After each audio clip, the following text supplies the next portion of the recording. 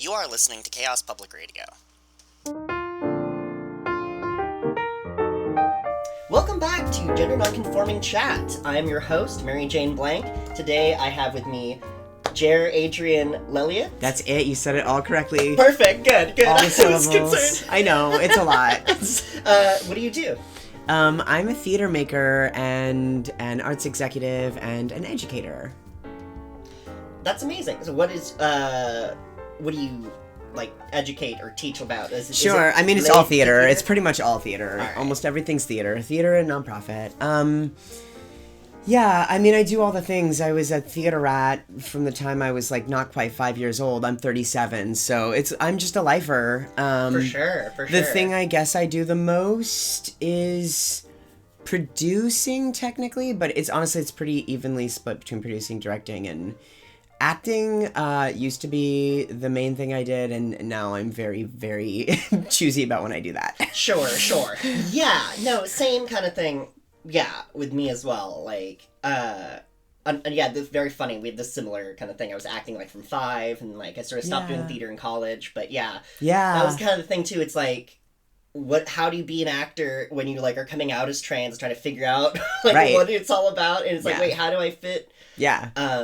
Well, the great thing was, in that beautiful limbo where, like, I was not yet publicly, like, telling everyone what was happening, but, like, my partner knew, like, select people knew, and, like, my managers knew.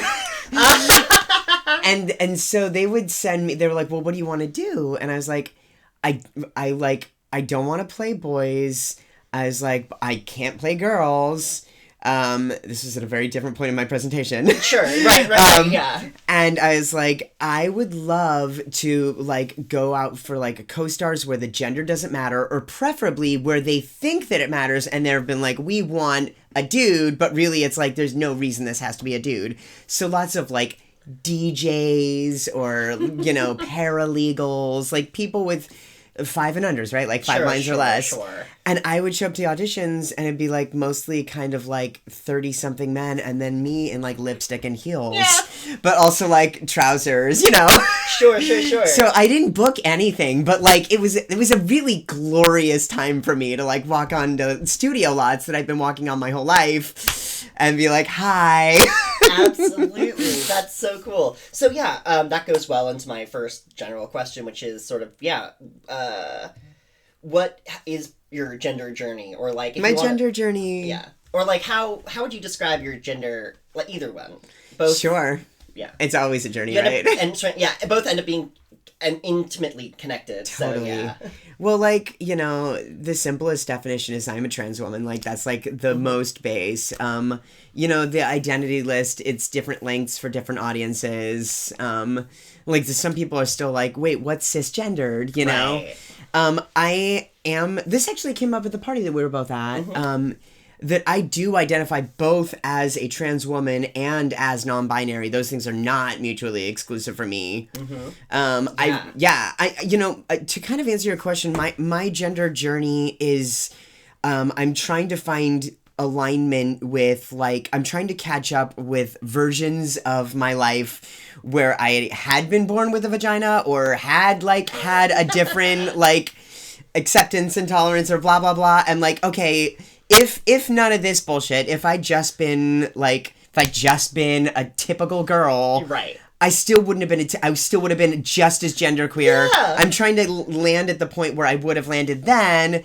You know, that version would have been me just being like, I'm just a gay woman. Wait, no, there's more. Yeah. But like this version is a little backwards. Right. No, for sure. No, of course. Yeah. Same. Like, for me as well, and for other friends I've had who are trans, but also gender non-conforming, or otherwise like non-binary, genderqueer, where there's that weird, like, thing where it's like, you know, if I was born the other sex, I would still go through this process, but it'd be completely different. I would think about these things differently. Like, I wouldn't embrace the color pink, for example. Right. Like I do. I would have the opposite, where I would... Absolutely. Well, actually, no. The irony being, actually, I probably would embrace the color pink kind of when I did, like in my 20s. Right, I would alignment. rejected it in my childhood. Yes. But like embraced it, been like, no. Like you said, like as like a gay woman, Yeah. just being like, oh yeah, like feminine things are fine, you Yeah. know? Yeah. When instead it was, oh yeah, being a woman is fine. Right. Was more the revelation. It's like each you know, all of us have multi-layered, multifaceted identities that well beyond gender, right? Oh, yeah. And each of our identities has to be dealt with on its own as well as a collective. And it's like, it's a lot to be a gay trans woman. It's a lot of mental gymnastics. Yes, yeah. We're so resistant. Like, we're so fetishized, but we're also so resistant to it. Yeah, no, it's really funny, too, because, like, there's this other ironic thing of, like, being, feeling very, like, contrary and feeling, like, very much, like, against those, like, norms and whatever. Yeah. But at the same time, because of what the norms are, like, I watched a very funny discussion one time with two people about marriage, about their different perspectives on marriage, and one was a gay guy who was married, and one was a straight woman who was never going to get married. And what he had to say ultimately was just like, you know, we both have the same perspective on, like, rebelliousness, you know? It's like, but because I was told that, like, if you're queer, you can't get married, like, you're locked off from the, like, Right. normative, the 3 things you have to do. Yeah. They try to lock them off, you know, job, marriage, kids. They try to lock them off for queer people as much as they can. And so it's kind of funny, that revelation where I'm like, oh, yeah, like, Yeah. I guess if you're told you can't get married your whole life, it is actually Totally. yeah. And isn't it nice to be at this, like, next kind of iteration, sea change, where, like, so many of my straight friends are like, I don't want to fucking get married. I don't want to fucking have kids. Like, you know, there's this, like, real fretting going on because there's kind of a changing of the guard generationally happening. Oh, yeah. No, I knew this. I saw this in high school. Like, Yeah. Like, I actually always had kind of that perspective, and it's like I was actually the opposite, where I was very anti-marriage, and that sort of have opened up over time. Yeah. To like those ideas, because it's I don't want them because they're normal and traditional. I want them for other reasons, for my own personal reasons. You know, it's like I basically, like, it's doing things because they're traditional or considered like normal. Although I'm also getting more. I'm getting a little softer on normal too, because it's basically like that's what I'm trying to do, is just like, well, like, trans people are basically normal. You know what I mean? Yeah. Like, the difference between a cis person and trans person is that one is trans. I just, like, you know, normal's this huge fallacy that I'm like, so what is normal, like people in cargo pants? Like, that's not normal. Like, what is Cargo normal? shorts, Nothing's normal about those exactly. zipper shorts. If you were Abomination. if you were a picture of normal, what would that picture be? It's like, it's this weird. It doesn't matter. No, exactly. Normal is less of, like, what people perceive normal as, right, is that image. There's, like, an image of the, like, platonic ideal of a normal person. Yeah. When the reality is that normal is just anything you encounter every day. Anything You know? typical. Anything typical, exactly. Yeah. So, like, in LA, traffic is typical. Yeah. That's a big one. People And we notice get used to coming it, downtown. and people freak out, yeah. No, exactly. And that's how we get into things like, for me, like, I don't like going to West Side because it's 15 minutes to get there, an hour and a half to get back. Literally. Yeah. You know? And like, again, that's, like, very normal, you know? And actually, another really funny thing, again, was going to Montana and North Dakota, because some of my family lives there, and that was where my grandpa was from, so we, like, buried him there, and there were a lot of different family things related up there. And it was the first time I noticed, I'm like, oh, like, there's only white people here. Like, this is weird. Right. You know, like, again, growing up in LA, where, like, I posit that in LA County you can find a person from any country in the world. I think that if you wanted to, you could. A lot more than in most other... Yeah. Most of the country. Most other places that I've lived, which includes San Diego, Arizona. Mm-hmm. Yeah. No, similar. Even me, I lived at San Jose, and it was like, it's a different kind of homogeneity, but you know, it's still pretty homogenous in its own way. I stepped into homogeneousness last night and really enjoyed it. I'd been in LA and, like, running around doing my normal things, which are not normal at all. Right. And I was in Orange County. I ended up in Orange County, and I, like, just was looking for, like, a quick bite to eat and a quick Target trip, and I ended up at the District, which is, like, a very homogenized, like, Tustin, Orange County, like, outdoor mall, but there's, like, a surrounding Target and Whole Foods and AMC. And I wasn't expecting to be there, and it's not the kind of place I normally seek out, and it's the kind of place that normally kind of freaks me out or scares me. But because I just happened into it and like was feeling pretty comfortable in my own skin, it was like Christmas. It was like this like warm. I was like, oh, now I'm like getting a glimpse of like understanding why people pay for this lifestyle, like why people subscribe to this. Like an hour later, it's gonna be terrifying again. But like, this is nice. Right? Yeah. No, it is. It's so weird. That those moments again, so relatable. As I've talked to other folks in the past, like bathroom is the most terrifying place for people who are gender non-conforming or trans, and then there's this weird switch where like either you start passing or like people just start accepting your gender presentation more, and it just like becomes this whole new world. Like again, like Target, weirdly enough, like department stores somehow is like one of the big places where it's like, and Target is like one of those places. They're like a queer friendly corporation, and like. You know, and they like, because I still, sometimes I feel great, sometimes I get panicky, you know, I'm also like, I'm gender fluid and I use she, they pronouns, and like, if I'm not like feeling particularly femme or looking particularly femme, I get very panicky about bathrooms, and Target, if nothing else, always has the family bathroom, and I'm like, I know the family bathroom is like priority number 1 is like moms with babies, right? Priority number 2 is dads with babies, but like maybe priority number 3 can be like a little like I am my own family. I'm practicing radical self-care. Like there's no line right now, and I just need a space where like I feel calm. Yes. Just doing a regular thing that everybody does. Yeah. Didn't have to make a big deal about it. Yeah. It doesn't have to be this terrifying experience. Yeah. The symphony the other night was terrifying. Oh, yeah? The symphony was terrifying, because that's one where you're, like, standing for a long time in a bathroom with a lot of ladies, right? Yes. And, like, you know, I'm trying to, like, not fold up into a little ball every day, but, like... Yeah. The instinct, you know, is just like hide, bury. I'm like, program, hair. Like... Right. No. It was, I actually had exactly that experience. The first time I went to a symphony, like femme, I had a literal panic attack in the bathroom. And it was one of these times where like my journey with my mom it was like a moment, you know, where I'd started, and then like 8 years later, this is where we are, where she like knew exactly what I needed to do. It's like, okay, just go into a stall, you're fine. Because like staying out where people could see me was freaking me out more. But anyway, it was a nice moment for that reason. But it was one of those things where like, I just did not expect to panic in that situation, you know? That's the thing about panic attacks. You can't prepare for them. I mean, you can prepare for them, but like you can't expect them. Yes, correct. You can't expect them. Yeah, you can only know how to deal with them. You can't time them. No, unfortunately not. No, and you can't tell when they end either.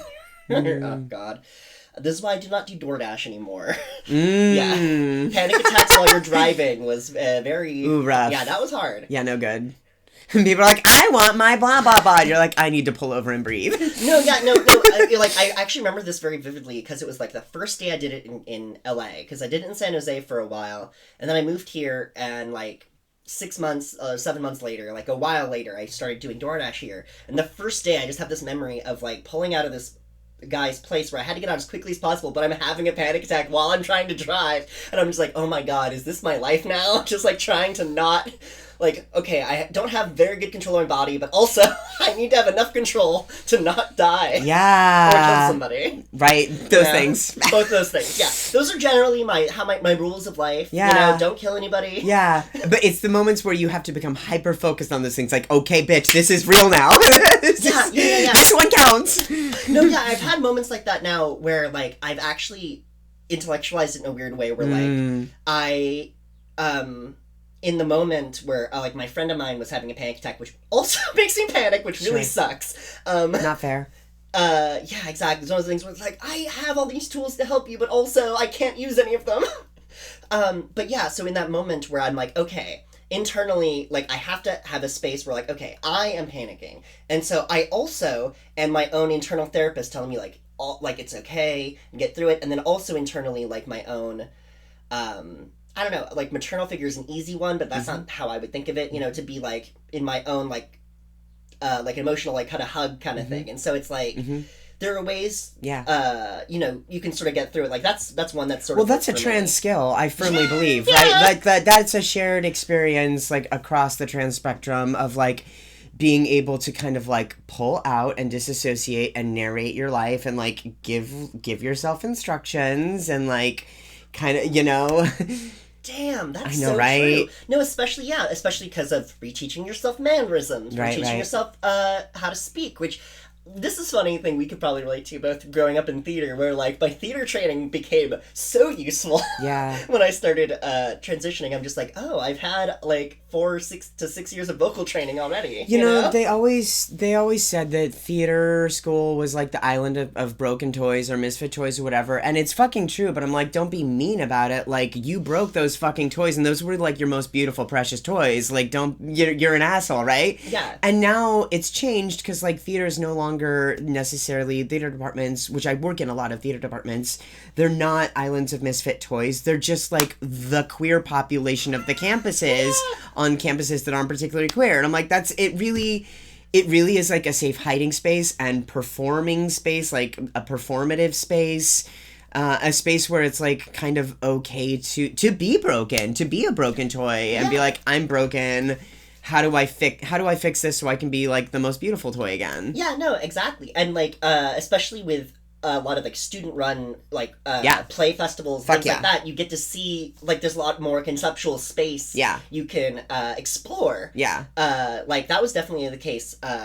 When I was in college at Santa Cruz, I was involved a lot with there was, like, a yearly student festival, and, like, one year they did one where the main character was trans. Mm-hmm. It wasn't handled particularly well at the time, but it happened! Yeah, it was 2010. It was 2010 and it happened. Drag Race was in season 2, or right. season 1, like, it was, like, that was what they were doing, like, because the director was my housemate at the time, so... Pre-tipping point. Pre-Laverne. Pre-Laverne. That's kind of the trans representation I find. It's like Laverne Cox, post-Laverne Cox, pre-Laverne Cox. Yeah, and now there's the new wave. But anyway, sorry, I didn't mean to interrupt you. Oh, no, it's all good, Santa Cruz. No, that was all, it just gives you that conceptual space to explore those ideas further, so, like, so, like, you're like, well, I think I'm a man, but this director says I can play a woman, so, maybe I should play a woman, there's a lot of that. Yeah, or, like, I'm being told that, like, my success is basically how much I've masculinized this work, Mm-hmm. Yeah. That's so fucking smart. Yeah, like, I learned very quickly that, like, because, as a male presenting person, my masculinity was always questioned. Yeah. Until I questioned it, and then everyone was like, no, you're fine, you're great, as is, you're such a man. But, the notes were always, darken your voice, pitch down, all the things, like, the physically, and if they could get the femme out of you, then you had, like, evolved into an actor. Wow. Damn. Yeah, it was never quite presented that way, but it probably, like, not explicitly. I'm a little older than you, too, True, and by a little, I mean significantly. Well, 6 years. Yeah. Just a little outside my high school range. Yeah. So, yeah, we definitely were not in high school at the same time. Yeah, enough that it's, like, questionable dating practices. That's true. Right? Because that's right, because you were in high school right at the turn of the century. Yes! Very different, because very much the 90s still, while I was post 9/11 in my high school years. Very different, also very different. Yeah. God. So yeah, that's a big difference. And like I said, like the our high school they said our theme song should be "I'm Coming Out," Mm-hmm. and it has been true, and it's honestly pretty similar for the theater department from Santa Cruz too. So did that extend to genderqueer, or was that pretty much like kind of like mostly gay boys, a little bit gay girls? In high school itself, there wasn't like the idea of like genderqueer and non-binary wasn't really mainstream yet. So like there was some gender nonconformity, but it was framed through queerness. So there were basically gay boys and gay girls, bisexual folks of any gender. But like at the same time, it was definitely a space where it would have been fine, but I just assumed that the folks I was with, because like a lot of the trans folks I know from high school came out afterward, so like, yeah. Absolutely. Like for me, it was like 22. It was literally like the year after I graduated college. Like it was like I'm out of school and I had just enough space where I met not in an institution of any kind. Yeah, exactly. Yeah, no one's expectations I have to live up to. Absolutely. Yeah. And yeah, no, that was something I was gonna say too when about the like masculinizing thing. Is that's something I realized when I was retraining my voice, is that like I would listen to old recordings of myself and I'm like, oh, my like quote unquote deep masculine voice was just as fake. Way more performative. Way more performative. Exactly. Yeah, the voice thing's tricky. As I'm a year plus on hormone therapy, I'm getting ready for my orchiectomy, and like with each passing month, I'm a little more passing, like somewhat more, and that has not been my goal. But however, I have enjoyed the privilege that has come along with that greatly, and also the main privilege is like mental health. Like, I don't prepare for a daily beating anymore, and the voice thing is a tricky one because like. I went to the voice therapy and it was helpful for the reasons you say, for like undoing the bad habits of trying to present male, but also like for me then like resisting, like I was very clear, like I'm comfortable with the fact that naturally I, like most of us, like actually live in an intersexy vocal range that is neither female nor male, but like anything that isn't female, it's male, right? Like basically, it's like, oh, you've had testosterone in your system at some point in your life. Yes, exactly. Yeah, everything, and like my really like my very gender center people, my people that use, all the pronouns and can kind of feel all three, if we want to reduce it to three, all three things kind of equally. Sure. That's like, it's just really interesting to see like where we like instantly kind of like masculinize that, like we take the she away when it's actually like wait, this person is just as she, yeah we're not comfortable yet with non-binary. We're not comfortable yet with the in-between. We're getting more comfortable with like binary trans, but we're just not there yet. And like I really wrestle with the vocal thing because I'm like, on one hand, like I feel like my authentic voice comes out more and more often now, and like the vocal therapy helped and I was able to like draw a line for myself.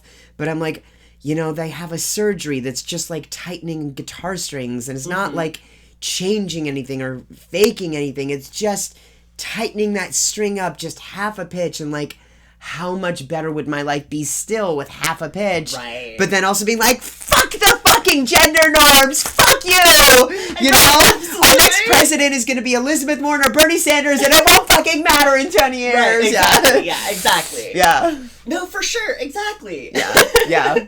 No, that's exactly how I like to think about it, too. Yeah, and it's really funny, because for me, I didn't go through anything formal, or really it was because, so what happened for me was that, basically my friend lived with a bunch of like genderqueer trans people who introduced her both to basically like both, it just kind of opened both our minds to like the world of like functions of power and privilege, basically just like all the ways that our reality is warped around us because of those lenses. And again, it like opened up that conceptual space to be like, oh, I'm not attracted to men when I'm drunk. I'm attracted to men all the time, and I'm only willing to admit it when I'm drunk. Things like that was like came first, and then as she came out to me as trans, then we lived together while she was starting to transition. So she was like every day talking to me about these different things she was doing, changing how she walked, changing how she moved, doing electrolysis on herself, which was pretty wild. On herself? Like self-administered? Yeah. You could buy a $50 electrolysis trans women machine. are strong. Yeah, right? Yeah. Wow. No, exactly. Just sitting in her room. Oh. Shit. No, my purse spilled out. I got too cocky about trans women. Problems. Yeah. Exactly. Oh my god, it's like a full dump. Oh no. It's okay, I don't keep that much in here. I feel like, what's the fucking movie, Empire Records with the coins on the floor. Oh, nice. Anyway, keep telling me about your amazing fucking friend. No worries. No, yeah, no. And she was a butch trans woman as well. Yeah, that she was a was. big part of the journey. I think she would have to be to do self-administered electroshock. Yes, exactly. Just like, oh yeah, I was just listening to like so Starvation and and butch trans woman. I know, right? Like, oh, I just love it. Like, like being trans and then gender non-conforming on top of it is just like, oh yes. Yeah. Just like, all of it. Yeah, it really makes me. I like the. It also reminds me about how the binary is so Eurocentric. Yeah. How basically every other culture that was not influenced by Christianity and Europe had multiple genders or conceptual spaces for other genders. Yeah. And my favorite of course was it doesn't matter how I figured this out, funnily enough, but is how older Mexican women always seem to like me because in indigenous Mexican culture, trans women are considered are more spiritually connected. Yeah, more or like sort of are imbued with a certain magicalness to them. You don't say. And I'm like, it's like I'm like a total atheist. And it's one of those things where I'm like, this actually sounds kind of right, because it's like I do kind of get it. Like, again from another part of my perspective of like. Of being kind of like anarchistic and so wanting to deconstruct, our normal power structures and questioning sort of authority and stuff, like it kind of makes sense. Like as a trans person, you see a lot of our society from different angles. Yeah. Like I mentioned before, I've used the men's room and the women's room in the same trip, which was a really interesting experience. Yeah. But and again, like the most unsafe space is the space in between, or the space that's, entirely other.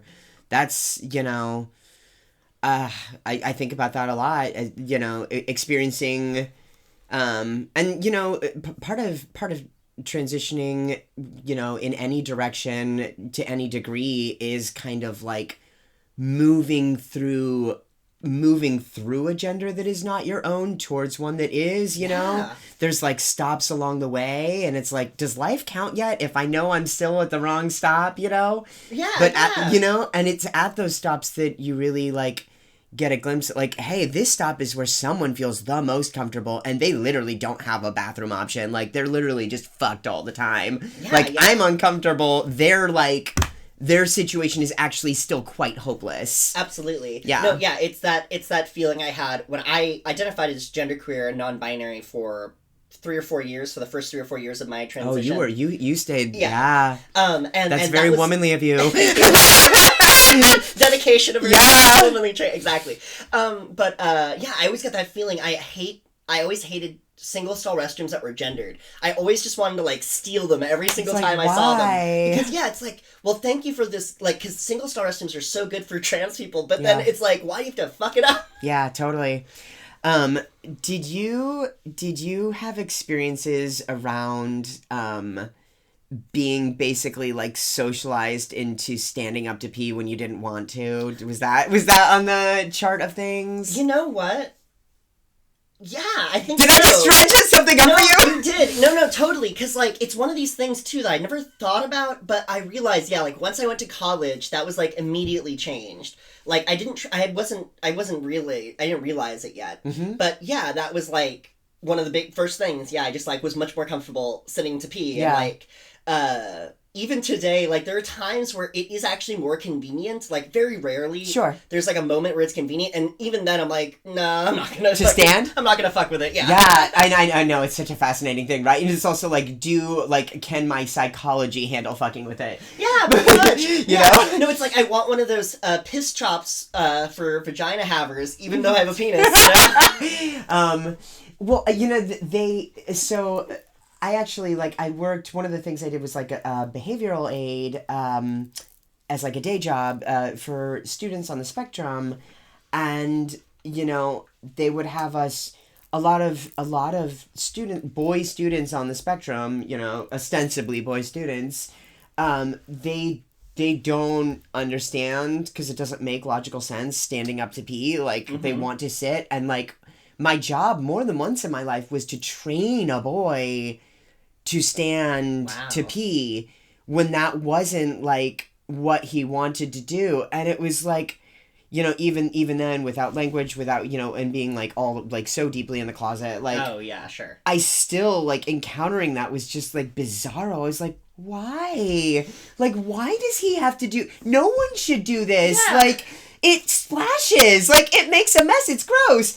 And that being said, like, there have been times, even over the last couple of years, where I have very defiantly stood to pee, but it's always in a moment where, like, I've, like, my wrath has been, you know, like, Yeah, I'm yeah, like, yeah. fuck you, like, I am woman, hear me roar, watch me stand to piss. Yeah, exactly. It's like, I'll piss on a Trump sign. That's right. Exactly. I'll hover piss on that shit. I would. I was driving here today. I was behind like a really obnoxious, like extra, like proud dirtbag truck thing. Yeah. And it had a Trump sticker and it had another sticker that said, I identify as a Prius. Oh my God. And I was like, don't be reactive. Don't, they're like a toddler. Don't give them negative attention, like, or any attention for their bad behavior. And then I drive a little further ahead and there's like a stereotypical, like NPR listening, like white man with a goatee in his Prius with a bumper sticker that says "Make America Green Again." Oh my God. And I loved him, even though it's whatever obnoxious. And then the two vehicles lined up side by side in my rear view mirror, and I was just like, oh, like, both of you have already had your time. Like, both of you will be in my rear view mirror forever. Yes, thank you. Or you. at least for another, like, life cycle. You. I'll be, you know, like, Sure. old when they get their moment again. Sure. If I'm lucky enough to live that long. Sure. Yeah. That's a pretty... Yeah, I try not to... I don't touch on the, like, tragic elements of trans life because it gets overly focused on mainstream media. But that is true, too, as well. Like, that is a part of it. We always feel that sort of Damocles kind of thing where it's just, like, you're not certain... Like, that's partially why... like a lot of trans people go into like radical politics or become anti-fascist because it's like, yeah, like if there's like a leaning toward toward fascism, we are the first ones, like trans people, gender non-conforming people, the first ones who are gonna be gone. Bye. So like exactly. Yeah. Because that's the biggest thing about fascism. It's the biggest threat to misogyny. Yeah, well, pretty much, right? It's like knowing that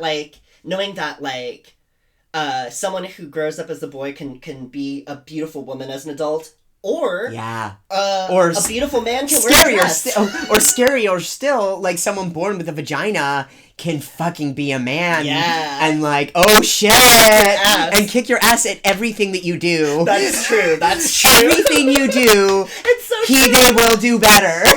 That is actually so true. It's true. Like, except being like 6 foot tall or whatever. Fine, you can be tall. No, exactly. If you want someone under 5'5" to step on you, oh, get a trans man. Good time.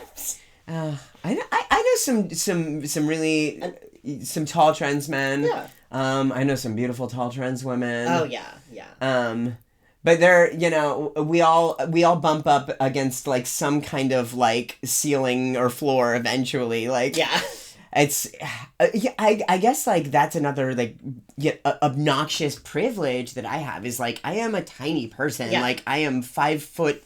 Not quite 4, right? Yeah. And, like, that's, like, hugely advantageous is, like, someone who is, like, not wanting to be misgendered by strangers, you know? Yeah, you know, same. Like, I'm like 5'6", like, I'm an average height. Yeah. Like, I'm right up the average. So it's the same kind of thing where, like, that can't be used. But then, like I mentioned, like, an ex of mine who is a gender queer trans man. Yeah. He's like they are 5 foot tall. Yeah. And so like that was always a big part of it, you know. Yeah. Like every tall guy, they have that same like tall guy insecurity a little bit. Sure. You know, like that's to compensate somewhat. So they're a little bit of a curmudgeon, but you know. And like it's so silly, right? Like we're all like insecure. No, pretty much, yeah. And God, like what's hotter than like a Amazonian Wonder Woman who's like 6 foot plus, right? It's so silly that would be like a net positive for me and my experience, you know. Yeah, no, it's ridiculous. It's really ridiculous. Like, that's one of the funny things of being trans, again, is, like, realizing how arbitrary the ways that gendering works. Yeah. Because that was the problem for me, was I was already androgynous before I ever realized I was trans. Like, hey, duh. I had long hair in high school. I kept getting... It was one of those funny things, too, where the people at the Chinese place I went to for lunch almost every day... Yeah. I often had them thing where it's like, oh, hey, ma'am. Oh, I mean, sir. Yeah. I mean, ma'am. And I'm like, no. And then now I'm like, well, wait, they were right about me. Yeah, they were. It's so funny. Yeah. You know? And so that same thing where when I was in that more genderqueer space, the irony being I was also a little bit more femme or like wanting to be more femme presenting because that's one part of my journey is being on hormones and off of hormones, then back on hormones. And so like I went through a year of being really insecure, even though I had already... I'm, like, secure in my gender, but insecure in my presentation. Basically, so, like, because I pretty much just have, like, the, you know, generic nerd metalhead look, the t-shirt jeans, you know, the, like a lot of people do. Like, that was something I noticed in college as well. Like, my girlfriend at the time, I was like, we wear basically the same things, but for some reason, hers are designed differently. You know, it's like, but we wear the same fucking clothes. And were you jealous of each other's designs? No, but I did love clothes swapping. I found that really great, which is another thing where it's like, okay. Like, not thinking back, I'm like, okay, that might have been another indicator. Although literally saying I wish I was a woman in high school was a big one. The biggest ones, the toughest ones to ignore are somehow magically... No, yeah, it's things like that are just wild because it's like, I hate to use it just because we're at this point, but where that gaslighting comes into play, where like, that's kind of the thing about trans folks, right? Is like, we're just constantly gaslit, and like, that was sort of how it was for me. It was just like, it wasn't that I was specifically told that you cannot be trans, because like, I was taught to be accepting of like queer people and trans people. I grew up around queer people in the church my parents go to, you know? So, it was the kind of thing where it was more like, oh yeah, all those things are okay, but you're not that. But that's not you. Yeah. We tolerate all of that, but you are not allowed to be it. Yeah, kind of. Or the implication was more like who you are is based on these fundamental unchanging facts, and thus, therefore, you are these things. These fundamental, unchanging, completely inaccurate facts that we don't want to learn anything else about. No, exactly. No, another great point about why sexuality is so arbitrary, too, where it is constantly changing. Yeah. So having, like, an identity, like, making it your identity, like, because of how society treats it, it's necessary, kind of. Yeah. But, like, it doesn't really make that much sense in reality, you know?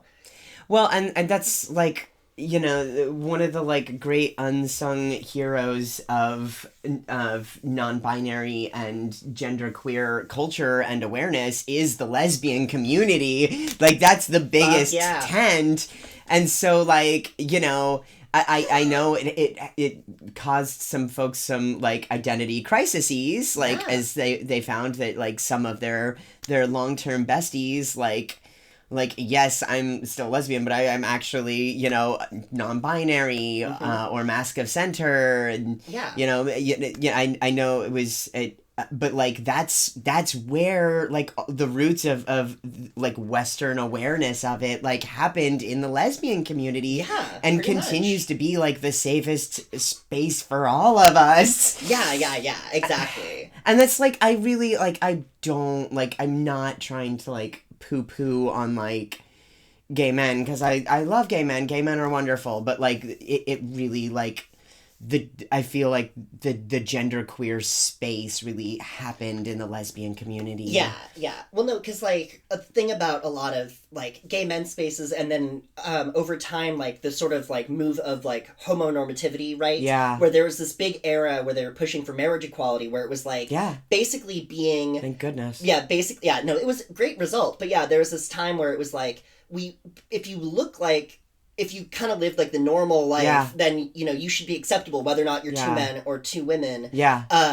But, you know, but still kind of a lot of people then also go into like a more reactionary side where it's like also gender nonconformity is bad because it makes us look like, I hate that side of like trans community and the queer community stuff. Like, I feel like it's so counterproductive. But that side has been like marginalized to the fringes. Yeah, well, fortunately, right? Even the prominent voices who are kind of get that way, like, are pretty much as well marginalized to the fringes. 10-4 dinosaur. Exactly. Yeah. I can't take any you. credit for it. I got it from my partner. She got it from a meme. So good. As it should be. Yeah. As it should be. Yeah. All of our pearls of wisdom should come from memes that our partners shared with us. Exactly. Yes. That's a good way to live. Same. Yeah. And then you could like really take care of one another just through memes, and it'd be like, oh, this is like the new social institution for marriage. Oh my God, that's curating memes for the person you want to love and protect and lift up. No, exactly. No, I was gonna say this is our next self-help book. Yes, our next one. Meming. Or first one. Whatever. Our next first one. Yeah. Well, you never know. Oh my God, are there more Diet Cokes where that came Absolutely. from? Oh, when I leave your home. Oh, I don't even have to move. Nope. Get the fuck out of town, girl. I know what I'm doing. I know what I'm about. Oh, toast me with our cans of poison. For reference, I know, right? For reference, I have a refrigerator next to me that was within arm's reach to reach a Diet Coke. That is how ready I am for a Diet Coke. Cheers to queers. Cheers to queers. God, I know it's so bad, but I love it. I know, same, exactly. It's one of those things where, that's actually one of the problems that my girlfriend has with me, is just like, she literally said this to me on Saturday when we hung out. She's like, I love you, but you do so many unhealthy things. And I'm just like, yeah, it's true. Yeah, well, and that's what loving someone is, right? Yeah. Is like, yeah, helping them love themselves and be the healthiest version of themselves. Yada, yada, yada, Yeah, meow, right. meow, meow. Exactly. Yeah, it's like, yeah, fine, I'll drink some water, get some yeah, sunlight. I'll take good care of myself. I guess. Yeah, thank goodness though. Thank goodness. Oh, Yeah. to partners. Yes, yeah, exactly, to partners. Mm-hmm. To queer women everywhere. To queer women every fucking where. Absolutely. Yeah. And for myself too. So actually, this is a funny thing to relate here. So I found another weird indicator for me, looking back, was that I was always attracted to bi women. Did you find anything like that? Were you like, or were you like, the people you're attracted to were kind of like queer even before you realized? Oh my God, 100%. Like most of the people that I hooked up with at one point or another, like, have somehow like found me and been like, hey, guess what? I'm a trans man, or I'm a lesbian, or I'm queer.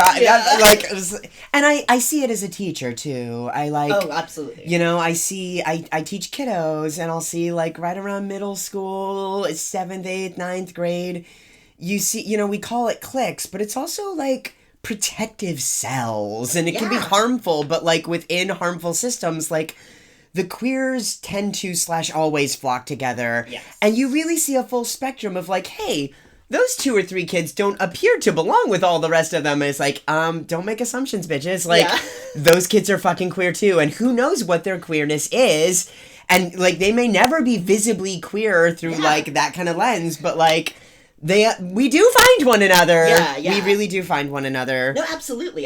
No, it's a great indicator where, like, you could see somebody who, like, is a, you know, like a very high femme, trans woman who, like, with, like, a glitter beard, you know, like makeup kind of we thing. love them. You know, I know, so great. I went to a trans job fair last year. I went to that too, at the center, back like in October. No. This was not the center. This was back in April of last year. Okay. At a college. But yeah, it was one of those. What college was hosting? I don't remember. It's okay. No, I have a tote from it if I can find it. Of course.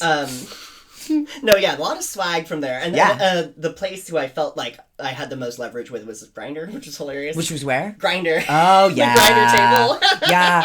Ew, can we talk about, I know it's old news, but the Colin Jost, whatever the fucking his name is, his thing a couple years ago on Weekend Update, and he was like, Tinder has introduced 32 new gender identity options, aka why the Democrats lost the election.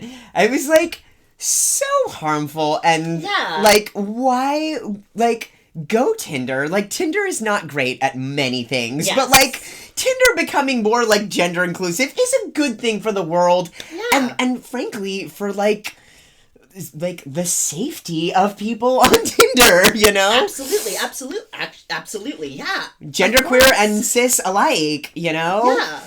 No, of course. No, yeah. Just being, like, that's the thing that is, that, sort of bridged some of those gaps in a way is, yeah, if you're like a gender non-conforming cis person, you know, if you're a butch woman, butch cis woman, or a femme cis man, like, you've experienced a lot of the same shit. Yeah. Just because, like, that's that's sort of the lens, that's sort of the way that, you know, we're just treated really shittily because we don't fit that. It's also helpful to, like, you know, it's up to each one of us to, like, kind of be like, we each make a personal choice about, like, how we want to identify, and, you know, especially, like, if there's going to be dating or possibly sex involved, like, you know, what you want to say to another person is up to you. But if you want the options to be like, by the way, yes, I am all of these things, and, like, no, I'm not interested in any of these, but I, like, am specifically interested in these, like, I kind of feel like that is okay. Like, that can be okay. Yeah, no, absolutely. No, that's why,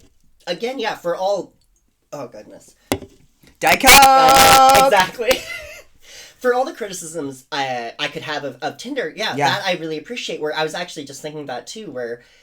something like that could be used in that same way where, like, it's a way you can try to kind of figure out your sexuality, right? You just put in what you want and what you don't want. You test drive. So you only see who you're looking for, who's looking for you. Things become much more clear with filters. Yeah. And, you know, I do think it's bullshit when I see, like, in any direction, like, a cis person be like, oh, you know, I, like, only interested in cis, you know, men or women, doesn't matter. I think that's bullshit, but also, like, that's, like, I don't like to see that in anyone's bio, but, like, filter-wise, like, you know, on a two-way road, like, I don't want to encounter that person. Do you know what I mean? Yeah, that person should not be encountered. No, right, exactly. And, like, I don't know if I've said this before, but I'm going to say something sort of controversial, which is that, like, I think some preferences like that, like, basically preferences and sexual preferences are natural, and, like, some of them are feelings, so you can't really do much about them. But, like, there's a big difference between, like, knowing, like, for me, like, I'm mostly attracted to fat people, and I'm not attracted to skinniness, specifically. But if I put on my profile, like, no skinny bitches, that's a totally different thing. Yeah. You know what I mean? Like, judging people for being who they are. Because that's harmful. Yeah, absolutely. Yeah, it's a little ding when you read that. Yeah. No, exactly. And yeah. But privately, if you want to check a box that you, like, you know what I mean? I'm like... Absolutely. No, and it's perfect. I'm a fan of algorithms. They're smarter than people. They just are. Sure. Spotify knows me better than a lot of my friends and family. It's accurate. No, I mean, no, it is accurate. No, because it's funny. Because, yeah, it's true. Because, like, for that same reason, where we'd be willing to put into a database information that is much more difficult and complicated. Like, checking a couple boxes is pretty simple versus trying to come out as a woman to your parents. Yeah. You know, like, for me, the hilarious moment, because, like I said, I had some trouble with acceptance being, like, genderqueer non-binary, but then I had this moment where the moment I accepted I was a woman was when I came out to my mom as a woman. We're in, like, Taco Bell shopping for Christmas or something like that. And I was just like, well, yeah, you don't understand, but I'm a woman. And I was just like, oh, shit. And then, like, that was the year I started doing hormones for the first time and things like that. Yeah. And I don't know much, you referenced this earlier, I don't know much about the on again, off again. Oh, yeah. What happened So what happened was that I started on hormones at the end of 2014 when I was living in Santa Cruz. So I got them through the Santa Cruz Planned Parenthood. Yeah. Which is really awesome. Yeah, that's what I've heard. Yeah, heavily endorsed. Yeah. And once I moved back here, I moved here in, like, June of 2016. So by the end of 2017, I was out of refills. And my options were to go visit the Planned Parenthood in, like, basically, like, I have to have a, like, visit every 6 months or so. And the combination of, there was just, like, a combination of a lot of bad factors that just sort of, like, I just stopped being on hormones, and then, like, obviously, like, over the course of that year, like, going through menopause was not great, basically. Yeah, and then now I'm going through puberty for the third time. It's nice, because it's not as bad, actually. Honey, I'm so sorry. The third time has actually been pretty good. I've been on for, like, 6 months at this point. You've already been through it, but, like, I can't imagine it. Like, it is, like, even like when my friends have like FFS or whatever and they have to go off therapy just very briefly, it's like it's so terrifying to me, the idea of like not moving forward. It's so terrifying to me, you know. And like I'm sure that like all of the factors that led up to you having to fucking go through that were really rough, and like I'm just like, I'm so proud of you for like surviving it, and that just sounds awful. Yeah, for sure. Well, the weird upside to this story though is that, so at that same time when I went off of hormones, I started going to doing D&D at a gaming store, Adventures League, and so it was this funny thing where like as my appearance became more like masculinized or whatever, you know, like people would always, everyone knows me as Jane, and so like everyone who knew me would like, if someone misgendered me, another person could correct them, even though I could as well. It was that kind of thing where like, even though like everyone understood what my deal was without me having to explain it, just sort of seeing me and knowing you that built a foundation. Yeah, exactly. Just knowing that's my name. Foundation. Exactly. I took a big toe to that Mary J. Nope. Yeah. We tried too hard. No, yeah, we tried too hard. But in the end, it didn't matter. Anyway, sorry, I'm terminally clever. I've decided. There's I'm worse things. No, exactly. I'm gonna be Oscar Wilde on my deathbed. I'm gonna be thinking of the perfect quip to go out on. I love Oscar Wilde. No, exactly. No, I love that. The best part about that story about his famous last words, you know that, right? Is that even if it's fake, I'm like, that is exact. That is so legend. Oscar Wilde. Yeah. That is so Oscar Wilde. Like, he would make up a story about his famous last words. Yeah. You know, like, he would totally write his famous last words beforehand. Which makes him just as true as anything else. No, exactly. Yeah, queer icon Oscar Wilde. Yeah. You know, that's a funny thing. So, to all the people who believe the past would not like the present, he would love today. He would love the queerness of today. He would really appreciate it. I'm convinced that so would Shakespeare. I think Shakespeare would be like, really? Fuck yeah! Like, I could just wear a dress. I've already got several. Do you want my Lady B, or do you want my... What would Shakespeare's pronouns be, I wonder? I just have a hard time... he would invent... Yeah. He would look at the whole, like... So he would do, like, things that I did. Like, I researched the stuff. Yeah. He would go with, like, Spivak. Right, like that. Yes! You know, he would be like, oh, I'm a Zay-Zer. Yes, today. Yeah. Yeah, there's no way it would just be, like, clean. Or he would, exactly. Or he'd go Faye Fair, and it's like, oh, this is an Oberon day for me. It's like, or he'd make something new up. He'd write something for us. He would. No, he fucking would. Yeah. Yeah, modern day Shakespeare, that is actually so true. I mean, Shakespeare was, like, honestly one of my first real genderqueer experiences. Like, reading Shakespeare is like, what? And I was, like, 7. Yeah, and then, like, seeing Shakespeare and, you know, like... There's a lot of gender swapping that happens in Shakespeare. Yeah. And then, like, studying it and finding out that, like, it was played all by men. Although I do question that notion if they were really all men. Because I'm like, I was probably, like, I 100%, I know from my own acting career that, like, I would have been one of those quote-unquote boys playing the girls. Yes. You know, like, exactly. I 1000% would have been one of those boys. Just that at the time, instead of HRT, it was just... You know, like the, Castration. Castration, thank you. Like, I was like, it's not an orchiotomy, because it's not as refined as all that. Yeah. It's not really surgical, but, like... Yeah. But, yeah, like, exactly. I think Which the same also thing. was, like, strangely on my radar from a very early age. Yes. Castration. I was like... Well, yeah, and eunuchs. Castrato. For whatever reason. Yeah. Actually, yeah, that's a funny thing. Hey, wait a minute. Hey, wait a second. Christians had a third gender, too. Hey, wait a second here. They're so good at putting shit under the rug. They are. Sweeping it under the rug. Yeah, and American culture has really gone far with that. Or I guess what people call Western culture today. They're really good at that. Mm-hmm. Forgetting their history. Conveniently forgetting or not learning it. Because the worst. Learning isn't cool. Right. Yeah, exactly. Oh, God.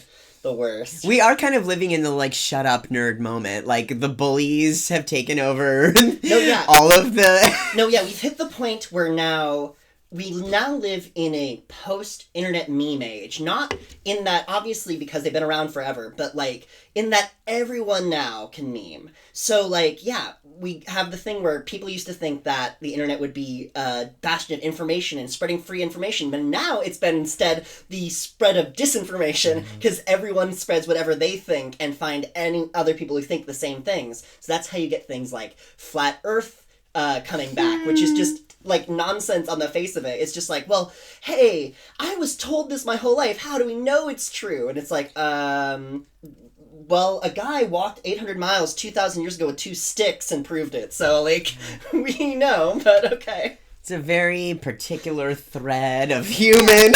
Yeah. But, like, things like that. Like, a lot of conspiratorial thinking has been spreading. Like, someone pointed this out, too. I was listening to a different podcast where they pointed that out, where it's like conspiracy theories, like, aren't cute anymore. Like, in the 90s, they were, like, kind of kitschy.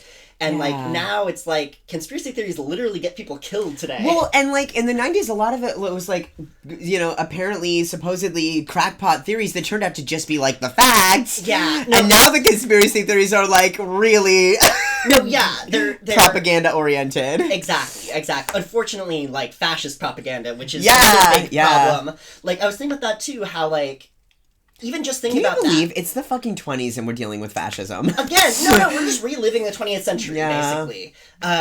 Except that we missed out on, there wasn't a Bolshevik revolution in 2019, like 1919, so whatever. Right. But I guess we also, whatever. Similarities fall apart at some points, but the fascist thing...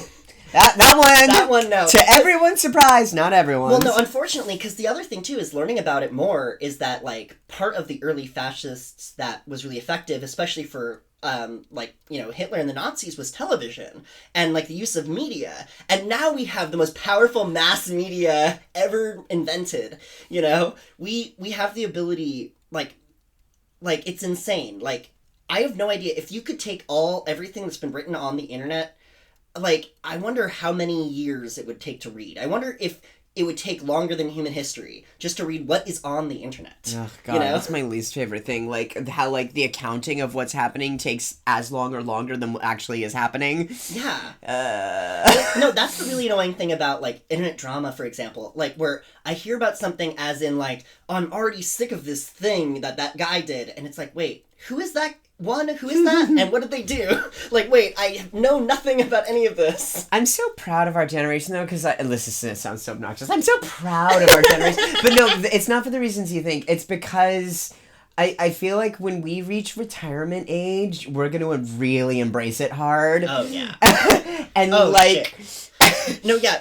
We're the anxious generation. We're going to become the chill generation the second we can. And we're going to, like, do all the, like, slow movement things. We're going to be like, oh, the internet? We don't use that in our retirement. What? We don't even have a do computer. You like our Thomas guide?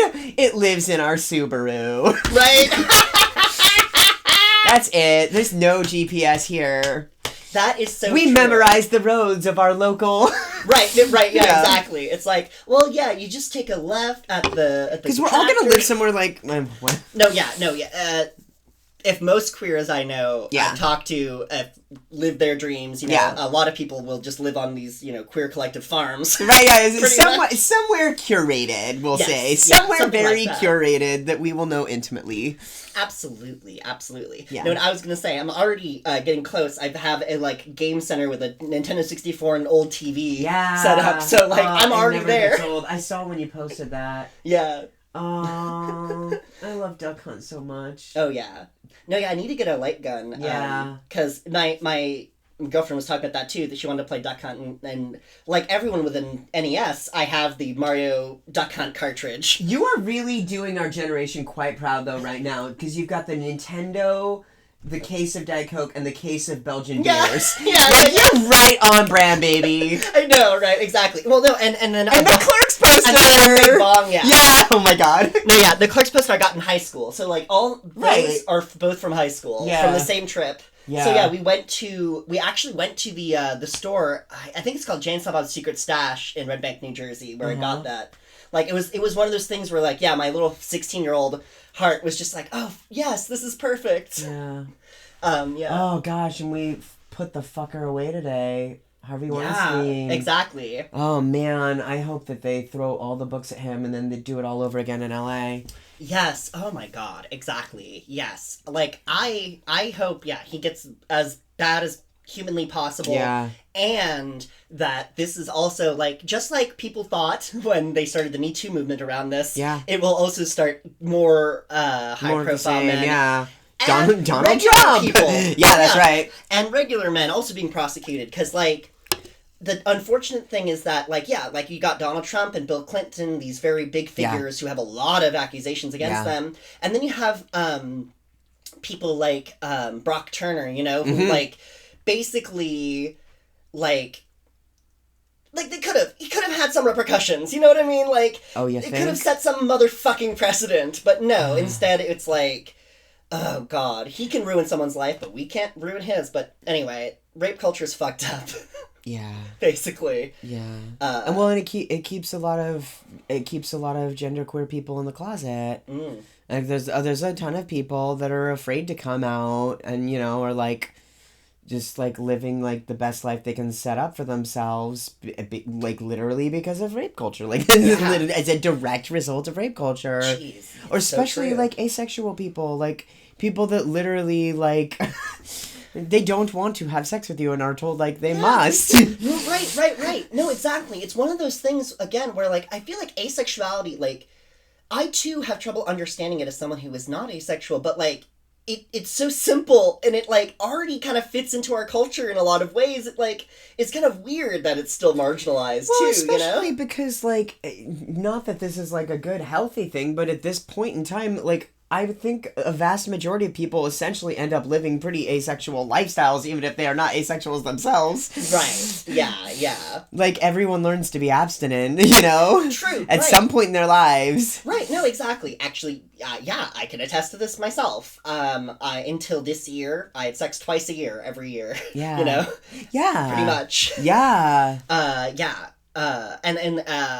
I've gone like whole years also like being abstinent as well, even though I was the kind of person who was like in relationships for my whole adult life up until I was like 20, so I was like 18 to like 27. Yeah. It was like constant, like and then being polyamorous, there was huge overlap instead. Sure. You know, it wasn't just like that there was overlap, it was like a year or two of overlap. Right. But yeah, it's true. Like, that's the weird, again, this is another thing that comes back to, like, normality, where, being abstinent or, like, different kinds of abstinence are totally normal, and thus someone who just chooses that or, like, feels that that's most right for them is equally normal. Yeah. And the fact that line is the difference is so strange. Like, one of the biggest parts of transitioning, right, is, like, figuring out for the first time, like, really figuring out your own body sexually, like, really figuring out, like, how and where you want to be touched. And, like, I can only speak for myself, but, like, you know, you spend all these years trying to learn the rules that are terrible rules, and then, like, you always know they're terrible, you always know they're wrong, and then, like, you know, resetting your own boundaries, like making your own rules for your body, and like that, it's such a key part of like really living authentically, is like absolutely is like truly like uncovering like your sexual self, whatever that is, and if it's like discovering your sexual power, or discovering that like now is just a time where like the sex is not on the table, then like, you know, all of that, like it must be sorted through. It's you don't get to like skate past that one. It's one of those things that really has to be confronted. And it's also then it's like the most joyous thing to confront, right? No matter what it is, like the truth will set you free, baby. No, right, it really will. No, it's one of those things too where it's like, you know, there will be some negative experiences, but the positives are so much more worthwhile. Like, once you're freed, as you say, like, it's a whole new world. Like, suddenly, like, for me, like just so little shame, you know, just like less shame. Yeah.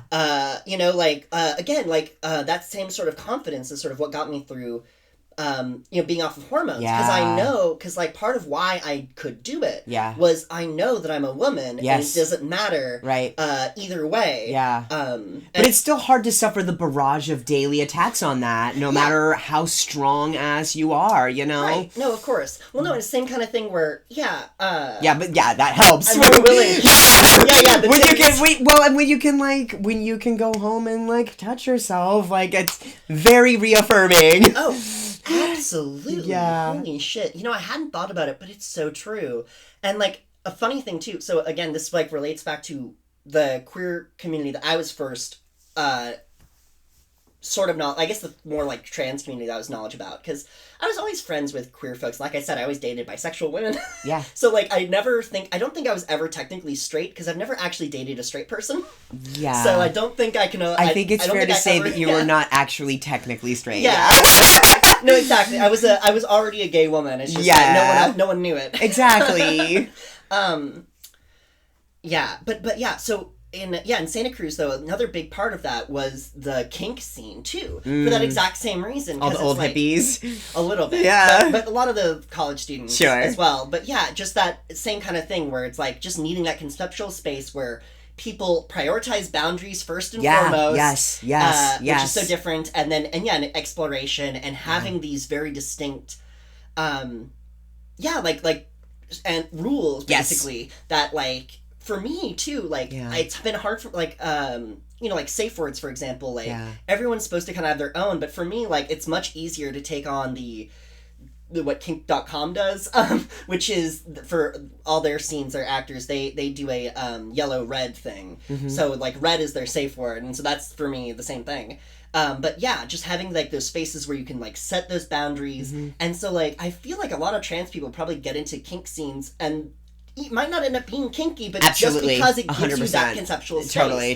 To explore your body. To explore your boundaries. Yes. And to redefine what sex means, as a word. Like, I grew up in the Clinton, during the Clinton administration. So, like, literally, like, we had a national conversation. I was young and it was still like still part of the conversation. Like, what is sex? And like, of course, what is sex? And of course, we got the answer so very wrong. And like, it's again, it's that normal thing. Like, TV movie, sex is not sex. Like, porn sex is not sex. Like, right. Yes. So spaces where it's very eye-opening to be like, oh, like, sex is like all the things that I always felt it was. Sex is like, if I feel like it's a sexual exchange, then it is. Hell If I feel that I'm being violated in a sexual exchange, then I am. Right. Yeah. No, exactly. And like that's just a great way to put it. 'Cause for me the hard part was like even realizing like that I could have boundaries. Like, a lot of those times I've realized looking back that like I was not okay with, but at the time I did not. Sure. I didn't realize it, or like couldn't accept allow it. yourself to. Yeah. Exactly. Which always really sucks. But again, it's one of those weird things too, where like I've had a lot of terrible experiences in my life. A lot of them because of a single person, which is kind of funny to relay. We've eliminated this person, yes? Yes, correct.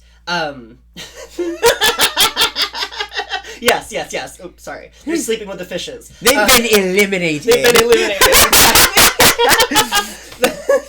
We won't be hearing from them anymore. Yes, exactly. But, at the same time, I'm at that place where, like, basically it's like, I don't accept everything in my life as have been okay, but, like, I don't regret anything in my life because of who I am now. You know what I mean? And because it led to here? Exactly. And so it's that kind of thing where it's like, obviously you have to balance it out because, like, I would never want other people to go through some of those same experiences, but also it's good to be able to accept your past just because you have to. To own your trauma. Yeah. Exactly. Yeah. Oh, yeah. Yeah. Oh. We have to close on something happier, though. I know. It's my fault. I saw the clerk sign. I saw the Miramax logo. I brought up Harvey Weinstein. Fuck that guy. Fuck Harvey Weinstein. Exactly. Yes. Yeah. Imprison rapists. Get those men out of positions of power. Yeah. Actually, okay. We'll end on an even happier note, but I was going to... Another funny thing tearing men down from positions of power is a happy note, so you're pivoting correctly. Yeah, you're right. No, but I was going to say the thing about, like, the Epstein Lolita Express plane thing, and then hearing about, like, listening to history and hearing about, like, kings in the past. Yeah. I'm like, oh, men in power have always been pedophiles. It's just that it's not socially acceptable in the 20th century and later. Yeah. So now like they have these other means of doing it. Totally. I have conservative family. I come from a conservative family. Okay. So I kind of like always hear about the horrible things just before like they're reported on the news. It circulates first. And, like, a particular conservative member of my family, like, over the last couple of years had been saying, like, oddly, like, no one would bring it up, and she would talk about, like, historic pedophilia, and, like, like, how it's only recent that, like, you know, raping children wasn't okay. Yeah. And, like, I was like, why are you talking about this? And then it's like, oh, because, like, you know, like, all these, like, good old boys in, like, the clubs that you're close to, like... Yeah. This has been their life, and they're gonna come tumbling down. You fucking God willing. Yeah, fucking yes. Yeah. So I shouldn't pound on your desk that has the mic, like, directly under. No, it adds to the effect. I hope that it reverberates with my anger. I hope if you're listening to this in your car, it shakes your mirrors a little bit. I mean, that's how it should be felt, to be real. Also, if you've actually, like, listened to us talk for this long, God bless you. Absolutely. You're amazing. Yes, so definitely appreciate you. And speaking of which, is there anything you would like to plug or, you know, advertise at the end of this podcast? Oh, I have nothing to plug at the moment. I'm going to plug queer youth. Fucking do something for them today. Absolutely. Yeah. Support your queer youth. However you fucking can, whenever you fucking can. Yeah. Yeah, absolutely. Yeah. They're not confused, by the way, so listen to them. Yes, absolutely. No, that's another, you know what, yeah, that's the thing they go out on, is just like, believe people when they tell you about themselves. Sylvan Oswald has a beautiful line in his play, people are where they say they are. They are where they say they are, and it is not our job to say you're wrong or no, you're not. I love that fucking line. It's just like, drop the mic, we're done here. Yeah, no, exactly. It's just like, yeah, every queer and trans person in history is just like, yes. And scene. Exactly. Well, Jer, it was a great talking to you, and yeah, I hope to do it again. It's always lovely talking to you, Jane. Yeah, it was wonderful. Mm-hmm. Thanks for listening to this episode of Gender Non-Conforming Chat on Chaos Public Radio. Please consider supporting the show by going to our patreon.com/Chaos Public Radio or ko-fi.com. That's ko-fi.com/Chaos Public Radio. And again, a special thank you to our logo design, which was done by Lily, aka Mothcub. Follow her on YouTube and the social medias. You can also follow me on Twitter at mjblank666. And consider supporting all queer youth in your area and donating to your local LGBT center.